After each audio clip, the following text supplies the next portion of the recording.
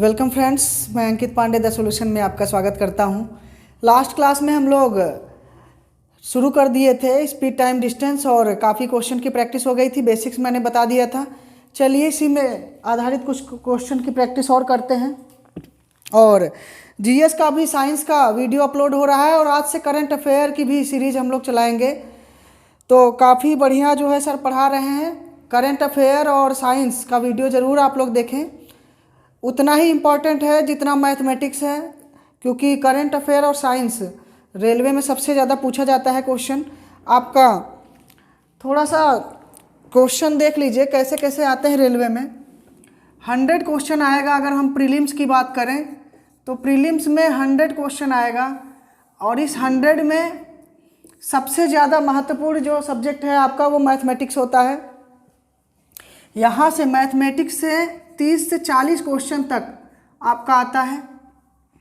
उसके बाद रीजनिंग की बात करें अगर तो रीजनिंग 20 से 30 क्वेश्चन तक आता है। 20 से 25 क्वेश्चन आता है रीजनिंग। और फिर ये रीजनिंग है आपका और ये मैथमेटिक्स।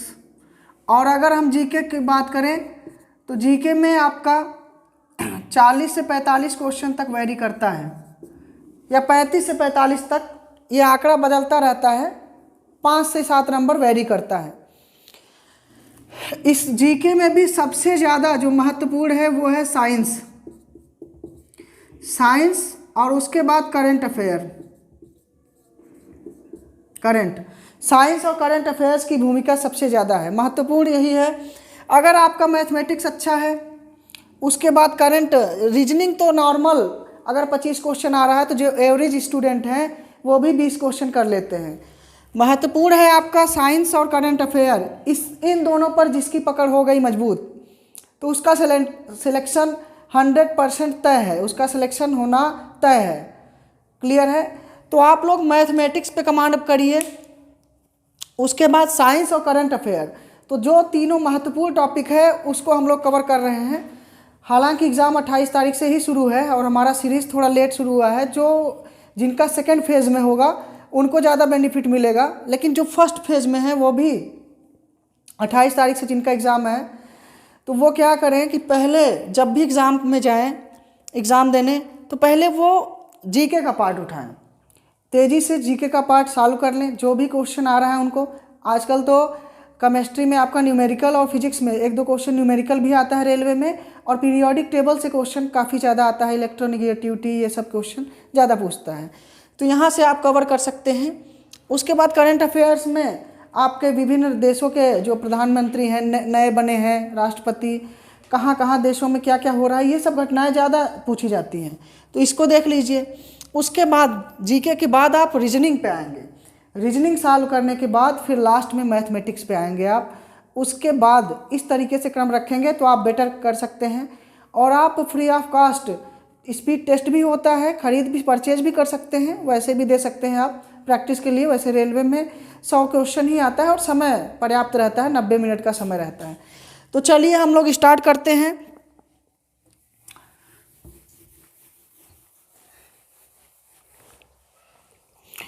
हमारा आज का पहला प्रश्न है,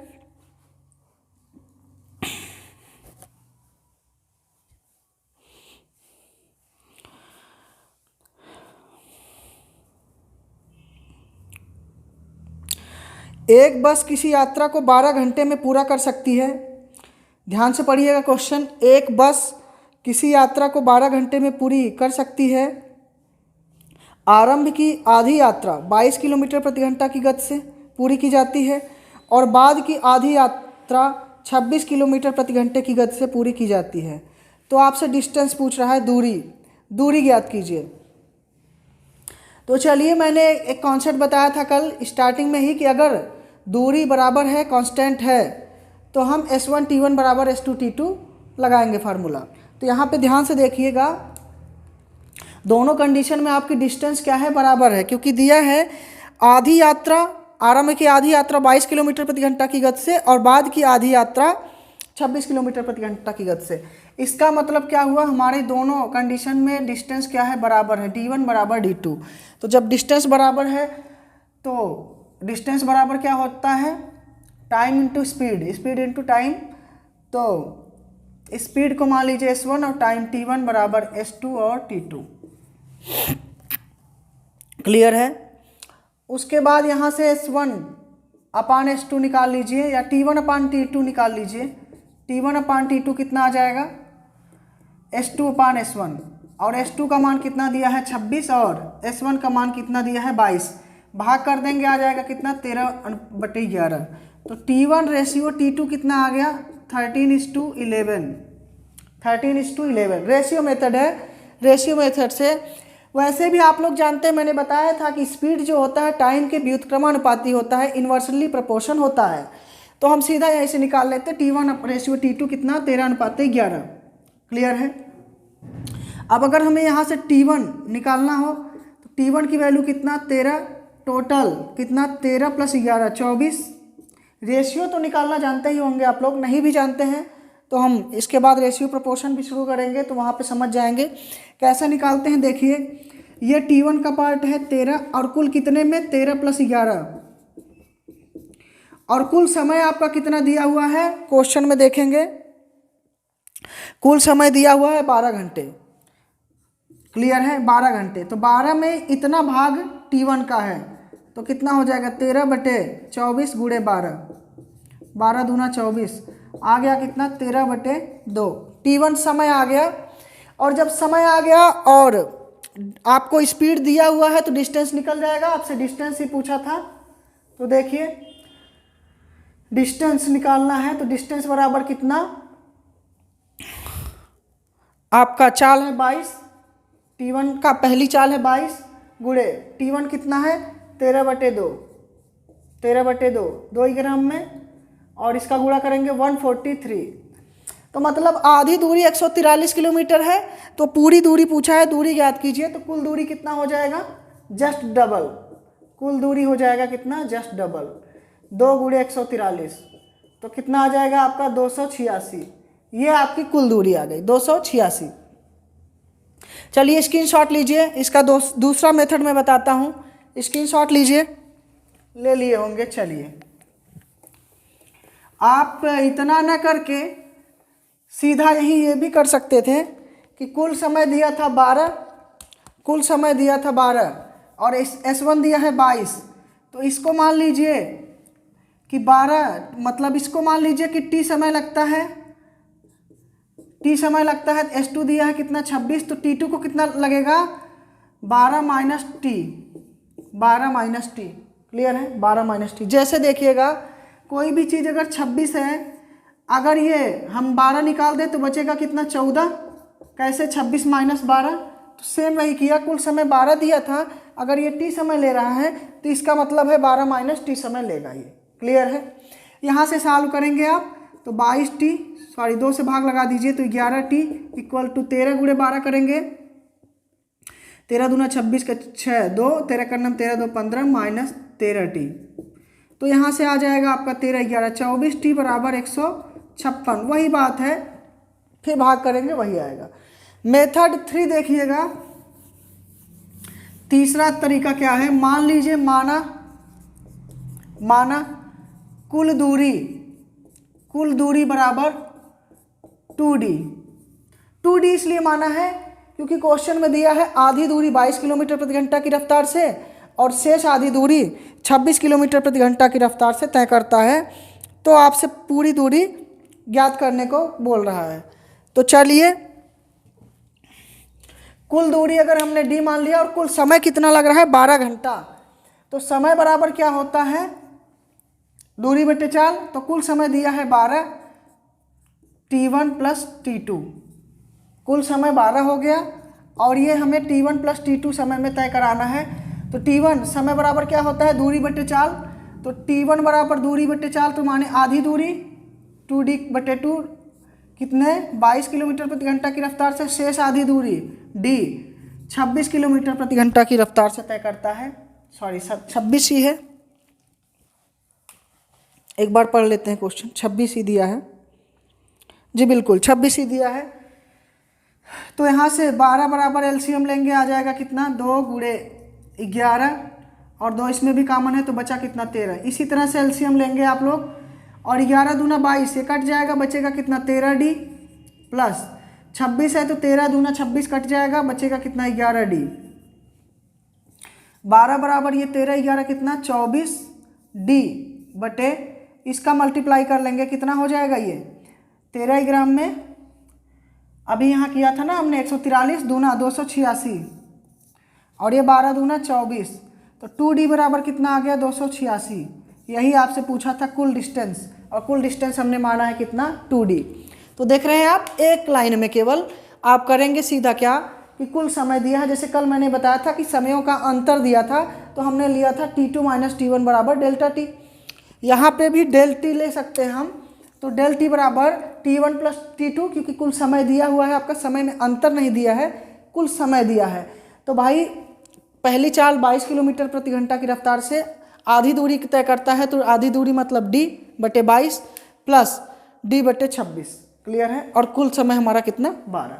इस तरह से भी क्वेश्चन आप सॉल्व कर सकते हैं, और जो भी क्वेश्चन इस तरह का आए आप सीधा यही लगाएंगे। रेशियो मेथड थोड़ा लंबा हो जाता है, हालांकि आपकी जब प्रैक्टिस हो जाएगी तो बहुत कम समय में ये सब क्वेश्चन आप करेंगे, सीधा देखेंगे T1 अपान T2 निकाल लेंगे, कितना आ जाएगा 11 बटे जो भी आ रहा था 13 बटे 11 आ जाएगा, फिर उसके बाद अनुपातिक विभाजन से निकाल लेंगे।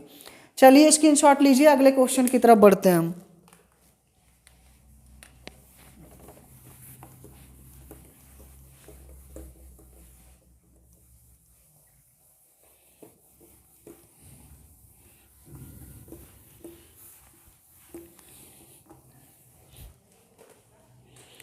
चलिए हमारा आज का ये दूसरा प्रश्न होगा।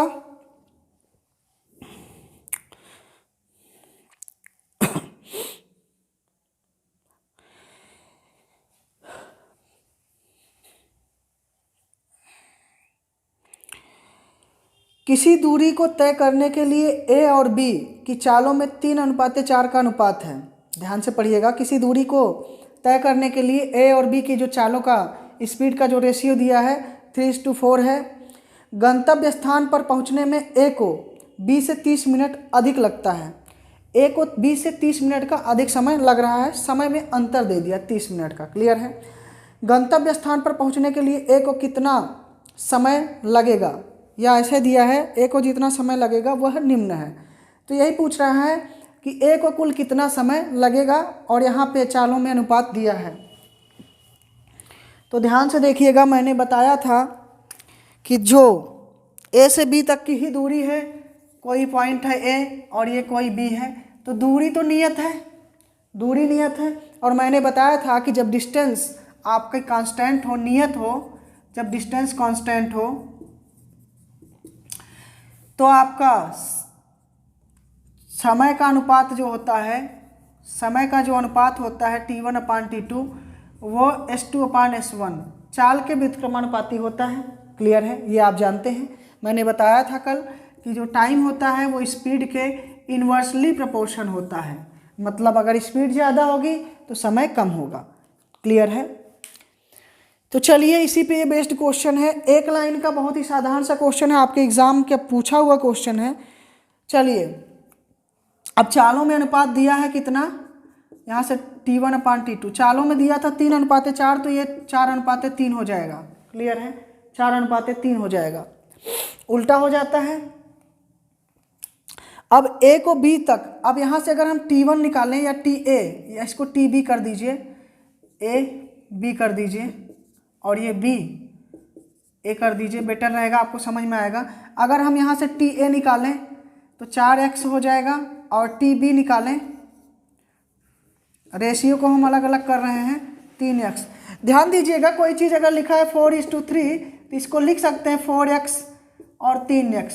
अगर रेशियो को हटाना हो तो किसी कांस्टेंट संख्या से दोनों में बराबर संख्या से गुणा कर देते हैं। तो चलिए ये कितना आ गया 4x। अब समय में अंतर दिया है कितना 4x minus 3x, 4x minus 3x बराबर 30 मिनट अंतर दिया हुआ है क्वेश्चन में। x की वैल्यू आ गई 30 मिनट। आपसे पूछा है A को कितना समय लगेगा, तो 3 चौक 12, 120 मिनट अर्थात 2 घंटा। कितना लगेगा 2 घंटा, क्लियर है, कितना लगेगा 2 घंटा। समझ में आ गया होगा आप लोगों को। मैंने फिर से समझा देता हूँ, एक बार स्क्रीनशॉट लेंगे, फिर से समझा देता हूँ। देखिए मैंने क्या किया, आपको पता है कि जो समय का रेशियो होता है T1:T2 वो चाल के अनुपात के उल्टा होता है, S1/S2 रेशियो S1। क्लियर है?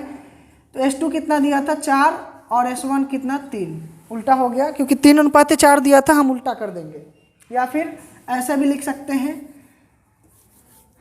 T1/T2 T1:T2 1/3 करते, 1/4 करते, तो फिर 4×3 एलसीएम लेते, फिर आ जाता वही कटपिट के 4:3। क्लियर है? उसके बाद दोनों में डिफरेंस कितना 1 का, और यही अंतर कितने के 30 मिनट के बराबर है। तो आपसे 4 का पूछा था, तो 4 बराबर कितना 4×3 = 120 मिनट। 120 मिनट मतलब क्या 2 घंटा। यही आपके प्रश्न का आंसर है। क्लियर है? आप लोग एक नियम से, इसे लीनियर मेथड बोलते हैं, लीनियर मेथड से मैंने किया। दोनों में डिफरेंस कितने का है 1 का, ये डिफरेंस कितने का है 1 का, और यही डिफरेंस 30 मिनट के बराबर है। 1 = 30 मिनट।